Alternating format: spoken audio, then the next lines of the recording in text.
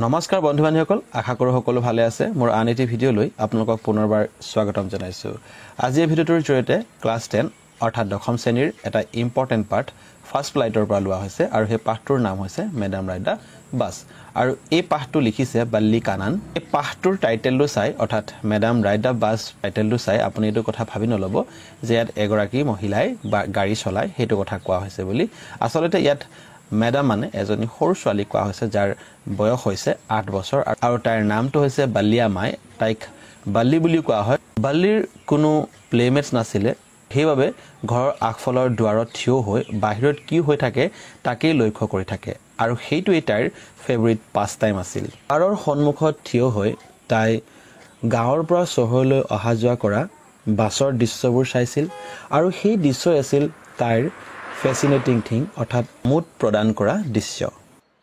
বল্লিয়ে প্ৰত্যেকবাৰ গাড়ীত নতুন নতুন মানুহ দেখা পাই খুব ভাল পাইছিল আৰু সেয়াই আছিল বল্লিৰ চ'ৰ্চ অফ আনএণ্ডিং জয়। আৰু এই দৃশ্যবোৰ সদায় দেখা পাই বল্লিৰ মনতো এটা হেঁপাহ জাগে যে তাইও এদিন বাছ ভ্ৰমণ কৰিব, বাছত উঠি টাউনলৈ যাব। এই হেঁপাহ দিনে দিনে প্ৰবল হৈ উঠিল।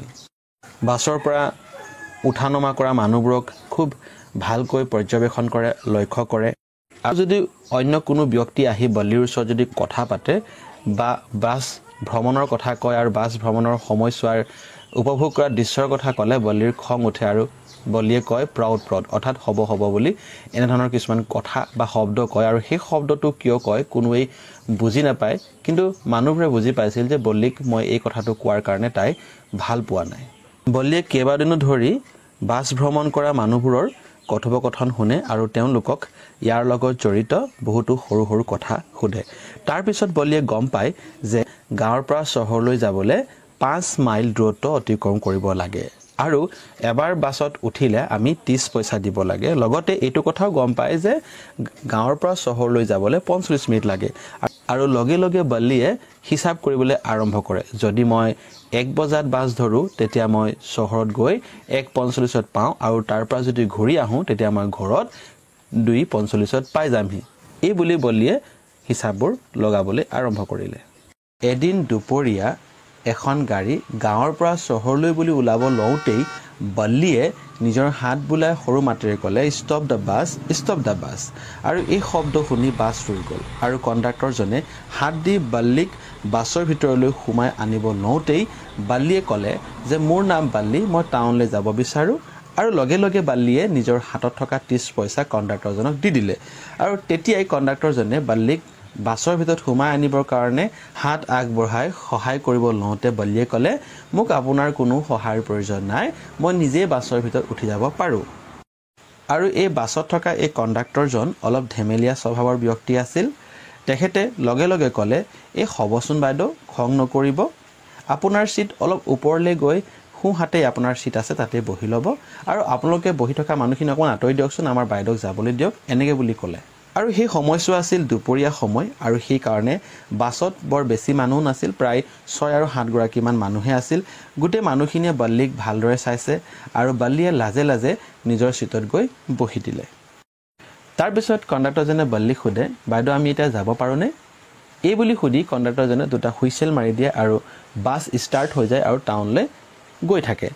এই বাছখন নতুন আছিল, ইয়াৰ বাহিৰৰ ৰংটো বগা আছিল আৰু ওপৰত সেউজীয়া আঁচ কিছুমান আছিল। ভিতৰত যিবোৰ ধাতু আছিল বা মেটেৰিয়েলছ আছিল সেইবোৰ চিলভাৰৰ আছিল। ভিতৰত ধুনীয়া ঘড়ী এটা আছে আৰু চকীবোৰ খুব কোমল আৰু দামী আছিল। বল্লি বাহিৰৰ দৃশ্য প্ৰথমতে উপভোগ কৰিব পৰা নাছিল, যিহেতু খিৰিকীৰ তলৰ অংশত কেনভাছ ব্লাইণ্ডেৰে ঢাকি থোৱা আছিল আৰু তাতে বল্লি চাপৰ ছোৱালী আছিল, সেইকাৰণে বাহিৰৰ দৃশ্য দেখিব পৰা নাছিল। সেইবাবে বল্লিয়ে ছিটৰ ওপৰত উঠি লৈ বাহিৰৰ দৃশ্যবোৰ উপভোগ কৰি আছে। বল্লিয়ে এটা দিশত দেখে যে এটা নলা আছে আৰু নলাটোৰ সিফাৰে কিছুমান প্লাম গছ আছে, ঘাঁহনি আছে আৰু অলপ দূৰত পাহাৰ অকণমান আছে। তাতে আকৌ নীলা নীলা আকাশ দেখা পাইছে আৰু আনটো দিশত কেৱল সেউজীয়া ঘাঁহনি পথাৰ বা সেউজীয়া পথাৰ দেখা পাইছে। এই সকলোবোৰ দেখি বল্লি আচৰিত হৈ গৈছে আৰু সেই সময়খিনিতেই এজন বয়সস্থ মানুহে ক'লে পোৱালি থিয় হৈ নাথাকিবা, বহি দিয়া। সেই মানুহজনে বল্লিক গুৰুত্ব দিয়াটো বিচৰা নাছিল, তাই ভাল পোৱা নাছিল আৰু লগে লগে বল্লিয়ে উত্তৰ দিলে ইয়াত কোনো পোৱালি নাই, মই আপোনালোকৰ নিচিনাকৈয়ে 30 পইচা দি পিনেহে বাছত যাত্ৰা কৰি আছোঁ। তাৰ পিছতে কণ্ডাক্টৰজনে অলপ চিঞৰি ক'লে অ' ছাৰ, এই ডাঙৰ বাইদেউজনীক আপুনি পোৱালি বুলি ক'ব পাৰেনে? তাই যদি পোৱালি হোৱাহেঁতেন নিজৰ ভাড়া দি নিজে আহিব পাৰিলেহেঁতেননে? তেতিয়া বল্লিক আৰু খং উঠিল আৰু কণ্ডাক্টৰজনক চালে আৰু ক'লে যে মোক আপুনি মেডাম বুলি নক'ব, কথাষাৰ মনত থৈ লওক, আৰু আপুনি এতিয়ালৈকে মোক মোৰ টিকেট দিয়া নাই। কণ্ডাক্টৰজনে বল্লিৰ লগত সুৰতে সুৰ মিলাই অৰ্থাৎ মিমিকিং কৰি ক'লে যে হয় মোৰ মনত আছে, আৰু এই কথাষাৰ কোৱাৰ লগে লগে বল্লিক টিকেটটো গতাই দিছে আৰু তেতিয়াই সকলোৱে তাত হাঁহিছে, বল্লিও হাঁহিছে। আৰু কণ্ডাক্টৰজনে কয় যদি তুমি পইচা দিয়ে আহিছা তেতিয়াহ'লে থিয় হৈ কিলে আছা, আৰু যদি কেনেবাকৈ তুমি যদি পৰি যোৱা তুমি দুখ পাবা, সেইকাৰণে মই তোমাক বহি লোৱা বুলি কৈছোঁ পোৱালি। পোৱালি বুলি কোৱাৰ লগে লগে আকৌ তাইৰ খং উঠিল আৰু ক'লে মই পোৱালি নহয়, মোৰ বয়স 8 বছৰ, আপুনি কথাষাৰ মনত থওক। লগে লগে কণ্ডাক্টৰজনে কৈছে হয় হয় পাই মই পাহৰি গৈছিলোঁ, মই ইমানেই মূৰ্খনে। তাৰ অলপ পিছতে গাড়ী ৰৈ যায় আৰু বাছত নতুন যাত্ৰী প্ৰৱেশ কৰে। তাকে দেখি বল্লিয়ে চিন্তিত হৈ পৰে যে কেনেবাকৈ যদি কোনোবা আহি মোৰ ছিটটো যদি কাঢ়ি লৈ লয়। সেইকাৰণে বল্লিয়ে নিজৰ ছিটত ধুনীয়াকৈ থিয় হোৱাৰ পৰিৱৰ্তে বহি ল'লে। আৰু সেই সময়ছোৱাত এগৰাকী বৃদ্ধ মহিলাই বল্লিৰ কাষত আহি বহে আৰু বল্লিক আহিয়ে সোধে তুমি অকলে আছা নেকি? মহিলাগৰাকীৰ কাণটো অলপ ডাঙৰকৈ ফুটা কৰাই থোৱা আছিল আৰু ডাঙৰ ডাঙৰ কাণফুলি লগাই থোৱা আছিল, লগতে তামোল খাই আছিল আৰু তামোলৰ পিক মুখেৰে বৈ গৈ আছিল। তাকে দেখি বল্লিয়ে খুব বেয়া পাইছে। মনে মনে ভাবিছে যে এনেকুৱা মানুহৰ লগত কোনোবাই কথা পাতিব পাৰে নেকি, ছ'চিয়েল হ'ব পাৰে নেকি। সেইকাৰণে বল্লিয়ে উত্তৰ দি ক'লে যে হয় মই অকলে আহিছোঁ আৰু মোৰ নিজৰ টিকেট মোৰ লগতে আছে। আৰু লগে লগে কণ্ডাক্টৰজনে কয় হয় হয় বাইদেউ, তাই 30 পইচা দিহে গাড়ীত বহি আছে। তেতিয়া লগে লগে বল্লিয়ে মাত দিলে যে আপুনি আপোনাৰ নিজৰ কাম কৰক। এই বুলি কৈ কণ্ডাক্টৰ আৰু বল্লিয়ে দুয়োৱে হাঁহি দিয়ে। তাৰ পিছতে সেই বয়সস্থ মানুহগৰাকী এটা গুৰুত্বপূৰ্ণ কথা কয় আৰু কয় ইমান সৰু ছোৱালী ক'ৰবালৈ যোৱাটো ভালনে? তুমি ক'লৈ গৈ আছা, তোমাৰ ৰাস্তা কি, তোমাৰ ঘৰৰ নাম্বাৰ তুমি জানানে? এই বুলি সোধাত বল্লিয়ে ক'লে আপুনি মোৰ কথা চিন্তা কৰিব নালাগে, আৰু সেই বুলি কৈ বল্লিয়ে মূৰটো ঘূৰাই দিলে আৰু খিৰিকীৰ বাহিৰ ফালৰ দৃশ্যবোৰ চাই গৈ আছে। তাৰপিছত লেখকে বল্লিয়ে কেনেকৈ পইচা গোটালে বা কালেকশ্যন কৰিলে তাৰ বিষয়ে বৰ্ণনা কৰিছে আৰু কৈছে তাই অৰ্থাৎ বল্লিয়ে বহু সযতনে আৰু কৃপণতাৰে নিজৰ ওচৰলৈ অহা সকলোবোৰ পইচা গোটালে বাছ ভ্ৰমণ কৰাৰ বাবে। তাইৰ যিমান টেম্পটেশ্যন বা ইচ্ছা আছিল, উদাহৰণস্বৰূপে পেপাৰ মিটছ কিনা, পুতলা কিনা, বেলুন কিনা, এই সকলোবোৰ তাই বাদ দি দিছিল আৰু তাই মুঠতে 60 পইচা গোটাবলৈ সক্ষম হৈছিল। তাতোকৈ ডাঙৰ কথা যে গাঁৱত যেতিয়া মেলা চলি আছিল আৰু সেই মেলাত তাই মেৰি গো ৰাউণ্ডত উঠাৰ প্ৰবল ইচ্ছা, আৰু সেই ইচ্ছাকো তাই দৃঢ়তাৰে নাইকিয়া কৰি পেলালে, কাৰণ তাই বাছ ভ্ৰমণ কৰিবলৈ আছে। টকা গোটোৱাৰ পাছত তাৰ দ্বিতীয় সমস্যাটো আছিল মায়ে গম নোপোৱাকৈ কেনেকৈ চহৰলৈ যাব, আৰু সেই সমস্যাটো খুব ধুনীয়াকৈ তাই সমাধান কৰিলে। তাই জানে যে দুপৰীয়া সময়ত মায়ে ধুনীয়াকৈ শুই যায়, আৰু সেই সময়তে সুযোগ লৈ সুবিধা লৈ বল্লিয়ে টাউনলৈ যাব বুলি প্লেনিং কৰিলে, আৰু সেইমতে বল্লিয়ে টাউনলৈ যাবলৈ সক্ষম হ'ল। গাড়ী আগুৱাই গৈ আছিল আৰু বল্লিক এনে লাগি আছিল যে আগফালৰ পৰা আহি থকা বাছখনে তেওঁলোকৰ বাছখনক গিলি থ'ব। তাৰপিছত গছৰ কথা কয়, গছবোৰে আগফালৰ পৰা দৌৰ মাৰি অহা যেন লাগে, অকণমান সময় ৰৈ আকৌ পাছফালে দৌৰি যোৱা যেন বল্লিক লাগে। আৰু হঠাতে বল্লিয়ে সেই সময়তে এটা সৰু গৰু পোৱালি দেখি আনন্দিত হৈ পিনে হাত চাপৰি বজাই পায়। বল্লিয়ে দেখে যে সৰু গৰু পোৱালিটোৱে নিজৰ নেজটো ওপৰ কৰি দৌৰ মাৰি ফুৰি আছে, গাড়ীয়ে যিমান হৰ্ণ বজাই আছে গৰুটোৱে সিমানেই জঁপিয়াই আছে। এইবোৰ দেখি বল্লিক খুব ভাল লাগিছে, আৰু বাছখনে যেতিয়া শ্ল' কৰি দিলে তেতিয়া গৰুটো আঁতৰি গুচি গ'ল।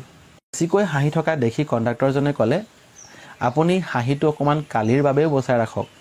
তাৰপিছত তেওঁলোকে এটা ৰেল ক্ৰছিং পালে আৰু বল্লিয়ে দেখে যে দূৰৰ পৰা আহি থকা সৰু ৰেলটো ওচৰত আহি ডাঙৰ হৈ গৈছে আৰু পাৰ হৈ যাওঁতে গোটেই বাছটোকে কঁপাই পেলাইছে বুলি কৈছে। ৰেল ক্ৰছিংটো পাৰ হৈয়ে এটা ব্যস্ত পথ দেখা পায়। পথৰ দুইফালে ডাঙৰ ডাঙৰ দোকান, খুব পৰিপাটিকৈ খুব ধুনীয়াকৈ সজাই থোৱা দোকানবোৰ দেখে। দোকানবোৰত খুব ধুনীয়া ধুনীয়াকৈ সজাই থোৱা কাপোৰবোৰ আছে আৰু বিক্ৰী কৰা অন্যান্য বস্তুবোৰ থৈছে। আৰু এই সকলোবোৰ দৃশ্যক আৰু এই সকলোবোৰ বস্তুক দেখি বল্লিৰ মুখ খোল খাই গৈছে, অৰ্থাৎ বল্লিৰ আচৰিত হৈ পৰিছে। তাৰপাছত সকলোৱে নামিল, কিন্তু বল্লিয়ে নানামিল। কণ্ডাক্টৰজনে কয় যে তোমাৰ 30 পইচাৰে ইমানেই আহিব পাৰিবা। তেতিয়া বল্লিয়ে কয় যে মই এই বাছেৰে আকৌ ঘূৰি যাম। সেই বুলি কৈ আৰু 30 পইচা কণ্ডাক্টৰজনক দি দিয়ে। কণ্ডাক্টৰজনে আচৰিত হয় আৰু কয় কি হ'ল, তোমাৰ কিবা হ'ল নেকি? তুমি অকণমান নামা, ওচৰত থকা দোকানবোৰলৈ যোৱা, অকণমান চাহ খাই লোৱা।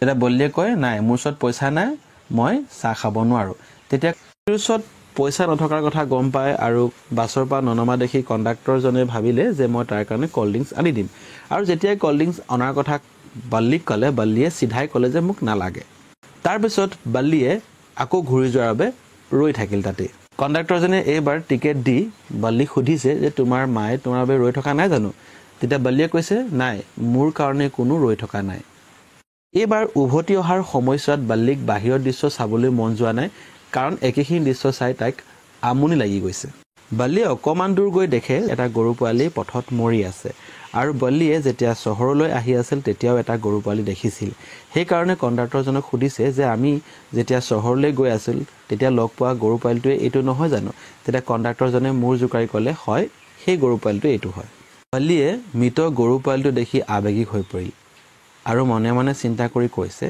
যে অলপ সময়ৰ আগতে ইমান ধুনীয়া গৰু পোৱালিটো দেখিছিলোঁ ধুনীয়াকৈ খেলি আছিল আৰু এতিয়া এই গৰু পোৱালিটো দেখিবলৈ অত্যন্ত বেয়া লগা হৈ পৰিছে ডাঙৰ ডাঙৰ চকু ওলাই আছে চাৰিওফালে তেজ বৈ আছে এই সকলোবোৰ দেখি বল্লিক এতিয়া বাহিৰলৈ চাবলৈ মন যোৱা নাই গাড়ী গৈ আছে কিন্তু বল্লিক সেই গৰু পোৱালিটোৰ মৃতদেহটোৰ কথাই মনত পৰি আছে আৰু নিজৰ সিটটো খুব ধুনীয়াকৈ খামুচ মাৰি বহি আছে 3:40ত ঘৰ পালেহি আৰু কণ্ডাক্টৰজনক ক'লে স্যাৰ আমি আকৌ লগ পাম তেতিয়া কণ্ডাক্টৰজনে কয় যদি আকৌ যোৱা লগত কিন্তু পইচা আনিবলৈ নাপাহৰিবা দেই এই বুলি কৈ বল্লি গাড়ীৰ পৰা নামি যায় আৰু বল্লি সিধা ঘৰলৈ গুচি যায় আৰু ঘৰত গৈ দেখে তাৰ মাকে আৰু পেহীয়েকে কিছুমান কথা পাতি আছে পেহীয়েকে কলৈ যোৱা বুলি কওঁতে তাই মিচিকিয়া হাঁহি মাৰি একো উত্তৰ নিদিয়াকৈ থাকি গ'ল আৰু সেইখিনি সময়তে মায়ে আৰু পেহীয়ে কথা পতাৰ সময়তে মায়ে ক'লে আমাৰ মাজত আৰু বাহিৰত ইমান যে কথা আমি নজনাকৈয়ে চলি আছে আমি সকলোবোৰ গম নাপাওঁৱেইচোন আৰু যেতিয়া আমি কিবা এটাৰ বিষয়ে জানো তেতিয়া আমি প্ৰায় সেইটো সম্পূৰ্ণৰূপে বুজিব নোৱাৰা কিবা এটাৰ বিষয়ে জানো তেতিয়া আমি প্ৰায় সেইটো সম্পূৰ্ণৰূপে বুজিব নোৱাৰো নহয়নে আৰু এই কথাষাৰ শুনি বল্লিয়ে হয় বুলি মাত লগাই দিলে তেতিয়া বল্লিৰ মাকে কৈছে কিয় তেনেকৈ তুমি কৈছা তেতিয়া বল্লিয়ে ক'লে যে নহয় মই আপোনালোকৰ কথাত সমৰ্থনহে জনাইছোঁ ঠিক কৈছে আমি ইমান ডাঙৰ মানুহখিনিয়ে কথা পাতি আছোঁ আৰু সৰু ছোৱালীজনীনো কেলে আমাৰ মাজত সোমাব লাগে তাৰপিছত বল্লিয়ে এটা হাঁহি মাৰি তাৰ পৰা গুচি যায় আৰু বল্লিৰ এই হাঁহিটো কাকো গম পাবলৈ নিদিয়ে আৰু গম পোৱাৰ সুযোগো নিদিয়ে ইমানখিনি আছিল পাঠটো যদি ভাল পাইছে লাইক কমেণ্ট শ্বেয়াৰ এটা কৰি দিব ভিডিঅ'টো সম্পূৰ্ণ চোৱাৰ বাবে অশেষ ধন্যবাদ থেংক ইউ ফৰ ৱাচিং